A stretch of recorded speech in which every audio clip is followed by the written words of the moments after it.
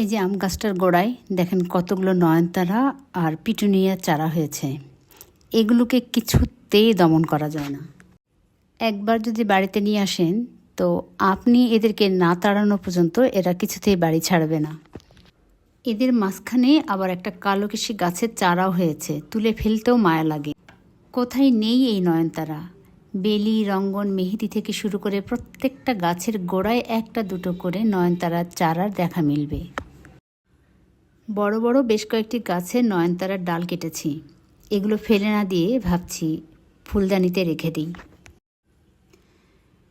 লম্বা লম্বা ডালগুলো দেখে ভেবেছিলাম যে হয়তোবা এই মাটির টবটাতেই ডালগুলো রাখতে পারবো, কিন্তু না, রাখার পর দেখলাম যে টবের তুলনায় ডালগুলো বেশ ছোট।